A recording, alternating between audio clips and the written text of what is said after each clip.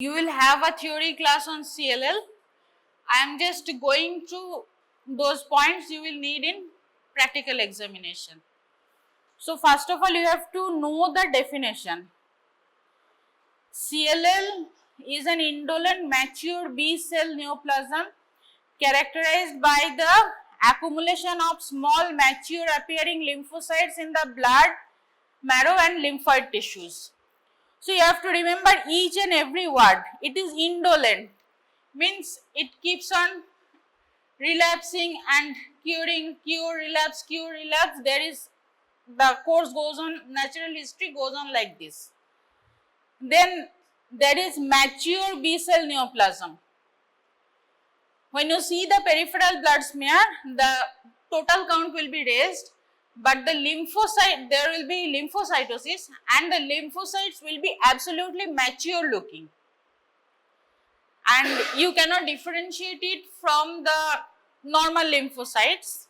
The only difference, I shall come to it later. These lymphocytes will infiltrate the bone marrow as well as the other lymphoid tissues, lymph nodes, spleen. These lymphocytes will invade all those tissues. So we call this term together as CLL, SLL. So CLL is when the lymphocytes come to the peripheral blood, and SLL is when it remains within the lymph node. When it is a lymphoma, it is LLL, SLL, small lymphocytic lymphoma, and when it comes to the blood, it is called chronic lymphocytic leukemia. So CLL, SLL, both are like in WHO there is CLL/SLL. What is the clinical presentation of the patient? Most of the patients are diagnosed incidentally. They come for some other reason. When you order for a CBC, CBC will give a high leukocyte count with lymphocytosis, and most of the lymphocytes will be mature looking. Hemoglobin will be more or less normal or maybe slightly reduced, and platelets will be more or less normal. There will be absolute lymphocytosis, not relative, absolute lymphocytosis. And this is the threshold is given here, 5 in more than 5 into 10 to the power 6 per liter. So this will be incidental diagnosis. And what else can you have? Non-tender lymphadenopathy, cervical, axillary, inguinal lymphadenopathy, non-tender, and you may have splenomegaly. So these are the common findings. The rest, how this occurs, pathology, what are the translocations, what are the which translocation is favorable, which is not favorable, these all will come under the theory. This will not be asked in the practical. You will everything will be said in the theory class. I am just highlighting the important points. So what is the essential diagnostic criteria? It will be persistent lymphocytosis more than 5 to the power 5 into 10 to the power 9 per liter. This persistent lymphocytosis, if you repeat the count after 1 month, you will find the same. There will be increased leukocyte count along with lymphocytosis. There will be absolute lymphocytosis. This will be persistent. You do the CBC today and you do it 1 month after, the picture will be the same. That's why it is persistent. And in the peripheral smear, there will be small mature looking lymphocytes with clump chromatin, and another thing you will see, that is the smudge cells. This smudge cell is an in vitro phenomenon. When you are smearing the slide, the translocations or the mutations which occur in CLL, they cause fragility of the cell membrane of the lymphocyte. That's why when you are preparing a smear, the lymphocytes will be smudged. Their cell membranes will break up and they will appear as smudge cells on the peripheral blood smear. It is totally an in vitro phenomena. You will not, in body there will be nothing called smudge cells. When you draw the smear, the cells will be smudged, the cell membrane will get ruptured and you will get the smudge cells. And there is flow, and you will confirm it by flow cytometry. What will you see? You will see that all the B cells, normally the B cells are polyclonal in origin, and when it comes to a neoplasm, they become monoclonal. Same case in any plasma cell dyscrasia also. The plasma cells will be monoclonal, either kappa or lambda light chain. And here also the B cells will be monoclonal, and that's what differentiates it from normal B cells. In a normal person, the circulating B cells are polyclonal, and in case of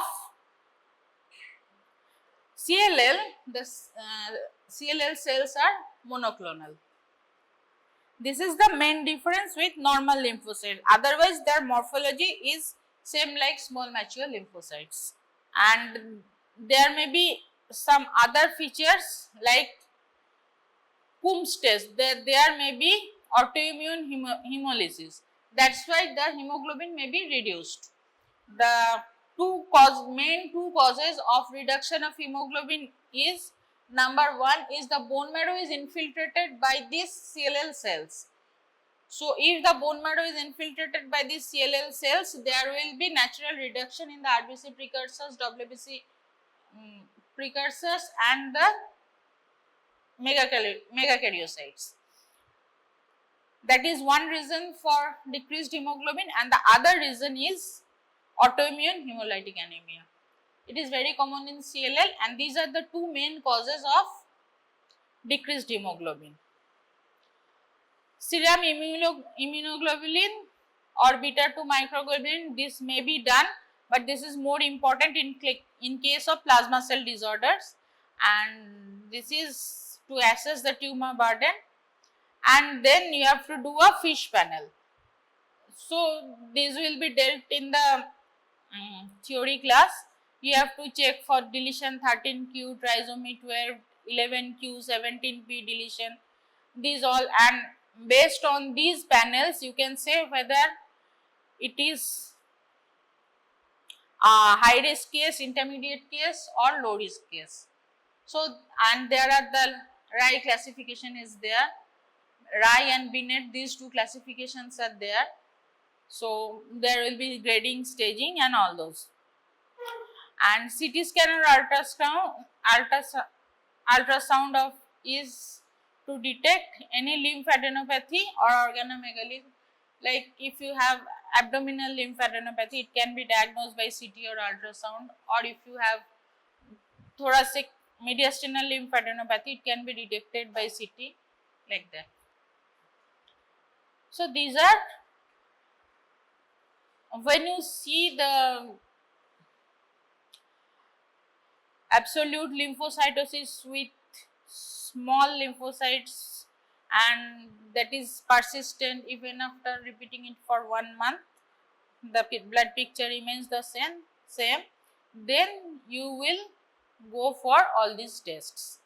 And what we will get in the bone marrow is not generally indicated in CLL, but if you do a bone marrow, you will see the lymphoid cells are greatly increased in number, and they are depressing all the other cell lineages, and they are the predominant cells in the bone marrow.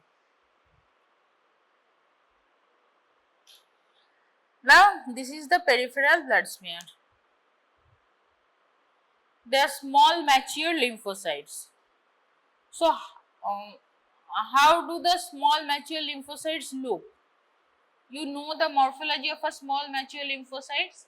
Its nucleus is almost of the size of a mature RBC, and it has a thin rim of cytoplasm, bluish cytoplasm around it. And these cells, these are the smudge cells. These cells, these are originally the lymphocytes, but during smearing, this has turned into smudge cells. So, uniform size, high nuclear to cytoplasmic ratio, round to slightly irregular nuclei with coarse condensed chromatin. This is how the nuclei look. Nucleoli are typically inconspicuous. You will not find any nucleoli. And the cytoplasm is scant, pale blue, agranular, and it's like a thin rim around the nucleus. And smudge cells or Gumprecht cells, it is named after the person who described this cell. And these are the disrupted not like nuclei. This occurs due to fragility of the cell membrane. The whole cell is smudged. It's not that only the nucleus is smudged. Both the nucleus, cytoplasm, the whole of the cell basically gets smudged. Pro-lymphocytes you will find in less than 15% of classic CLL. This is rare. So, these are the small lymphocytes,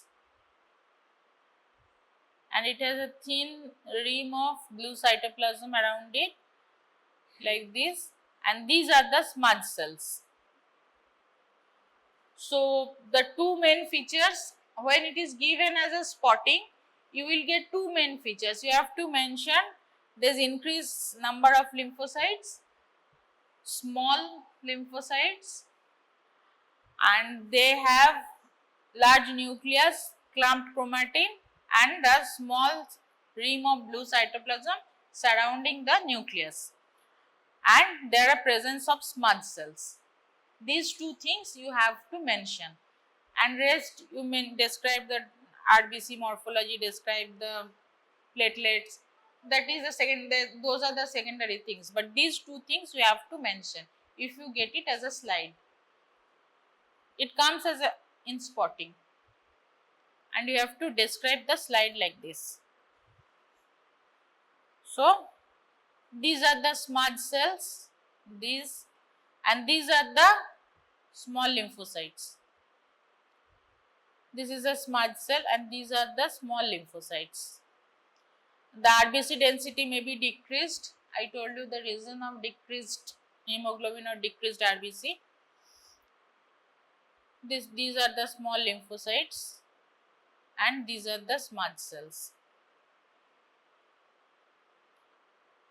So, you will find exactly this picture.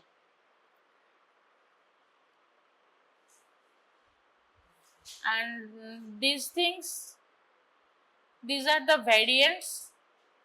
You will study these in details when you have your theory classes. So, there are various morphology of the CLL cells like flower shaped CLL cells, downy like CLL cells, cleaved CLL cells, non-classical pro-lymphocytes. These are pro-lymphocytes, they have a nucleoli. Okay.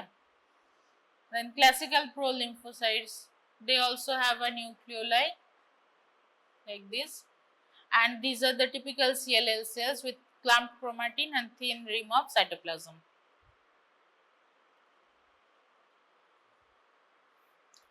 Flow cytometry, there are many things you have to remember in the flow cytometry. This will all be taught in the theory class. These are not for the practical classes. This will be taught, all of this will be taught in the theory classes. What comes in the differential diagnosis? Mantle cell lymphoma, follicular cell lymphoma, marginal zone lymphoma, and hairy cell leukemia. These four things come in the differential diagnosis: mantle cell lymphoma, follicular lymphoma, marginal zone lymphoma, and hairy cell leukemia. In hairy cell leukemia, we will get those classical hairy cells, but this is a very rare disorder, and these three things will come in the differential diagnosis of SLL CLL. Just you have to remember the names. These things, if they ask you the CD markers, then you are perhaps going to get an honors marks. So just remember the names, what comes in the differential diagnosis: mantle cell lymphoma, follicular lymphoma, marginal zone lymphoma, and rarely hairy cell leukemia. Okay.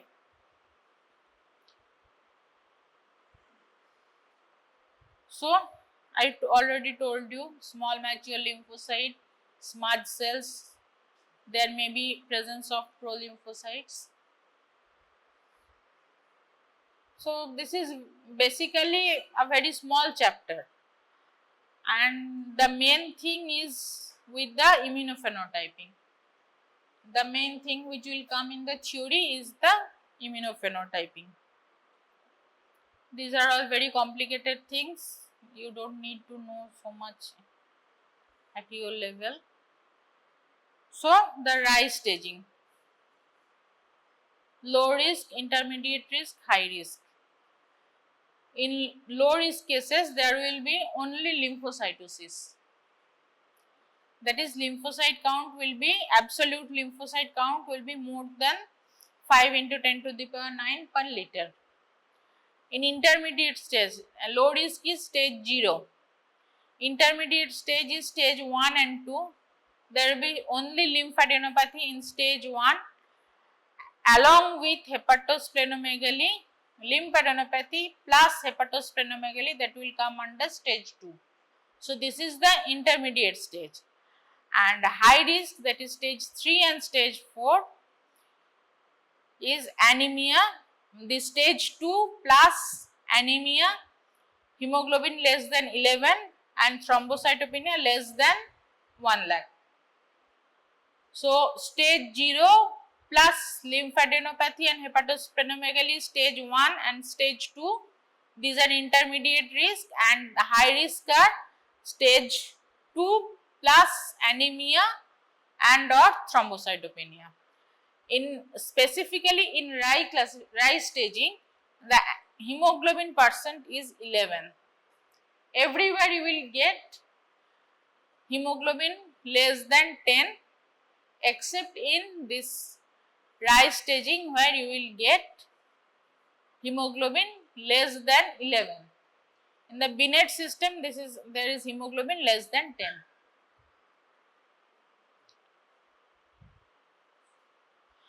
And this is the Binet staging. Low risk is less than 3 lymphoid sites involved. Intermediate risk is more than equal to 3 lymphoid sites involved. And stage C, that is high risk, here it is hemoglobin is 10. Stage C is stage B plus anemia less than, hemoglobin less than 10 and thrombocytopenia less than 1 lakh. So the staging is clear: Rye staging and Binet staging.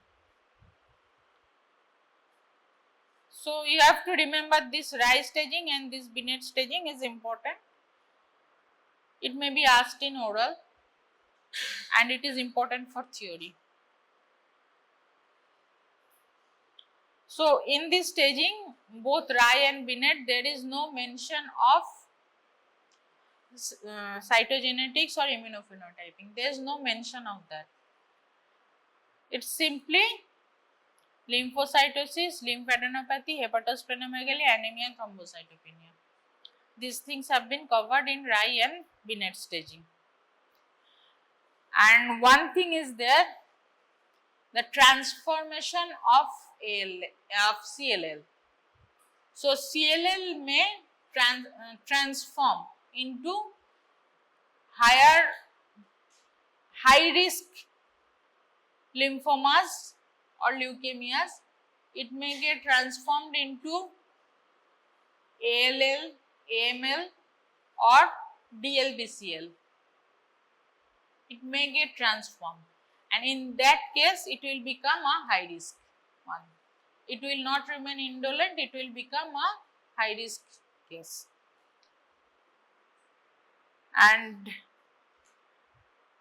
Generally, in case of low risk patients, you only keep the patient under follow up, and when you will start the treatment, progressive marrow failure, the hemoglobin is gradually decreasing, there is thrombocytopenia, that these things point out to marrow failure. So when there is progressive marrow failure, then you start treatment. Massive or progressive organomegaly, massive splenomegaly, massive hepatomegaly, you start treatment. Rapid lymphocyte doubling, lymphocyte doubling time less than 6 months, means the absolute lymphocyte becomes double within 6 months. In less than 6 months time, the absolute lymphocyte count becomes double. Then the B symptoms. If the B symptoms are generally common in Hodgkin's lymphoma, but if the B symptoms appear, you have to treat the patient. What are the B symptoms?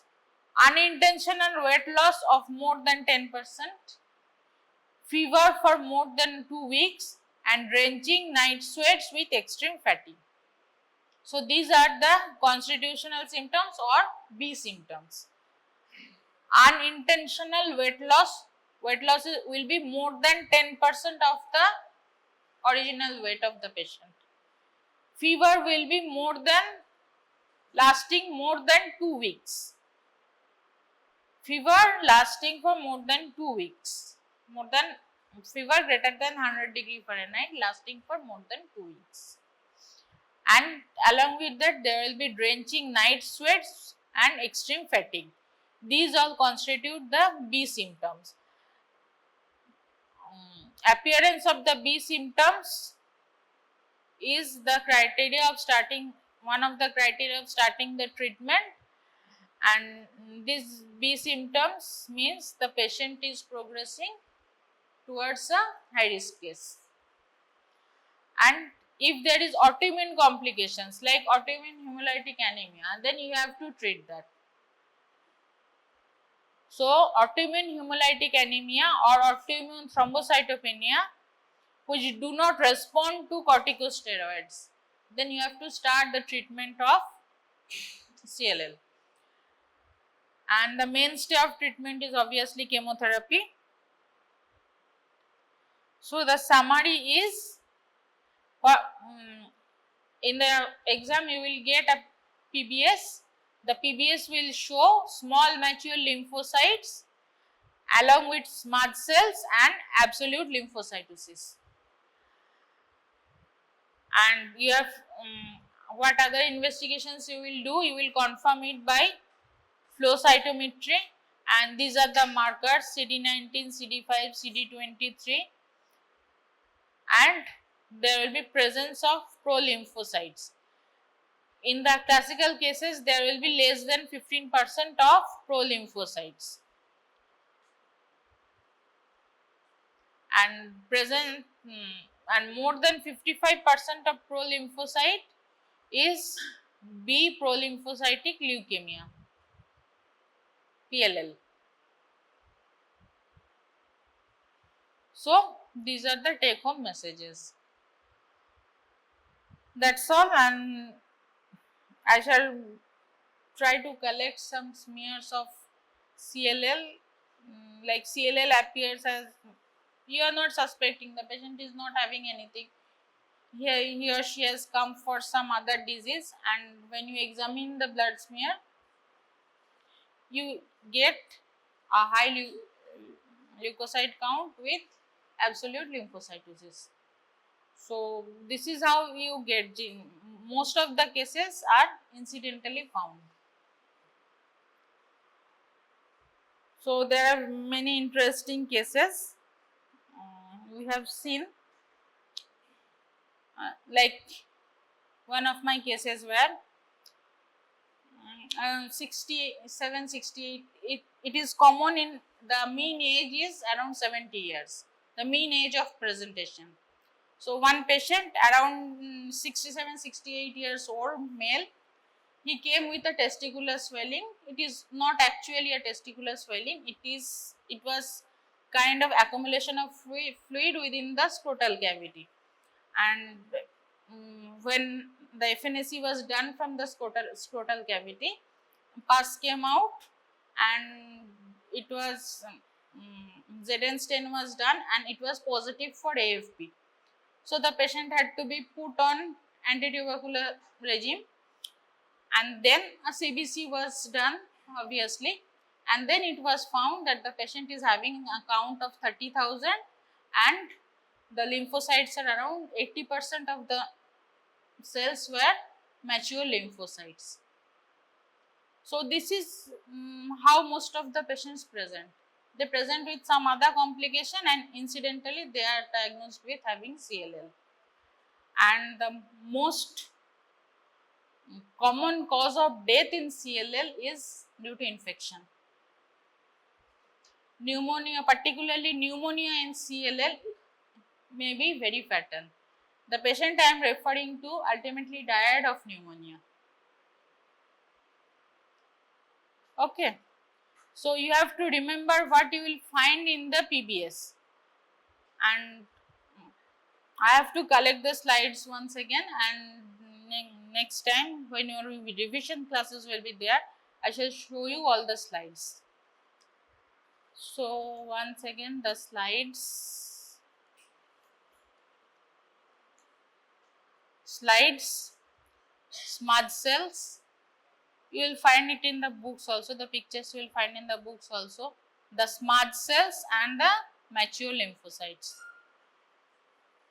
Okay, any problem, any question? So go and read it today, and the cytogenetics, just you have to remember just a few common cytogenetic or immunophenotypic abnormalities. You have to remember the most common ones, not the rare ones.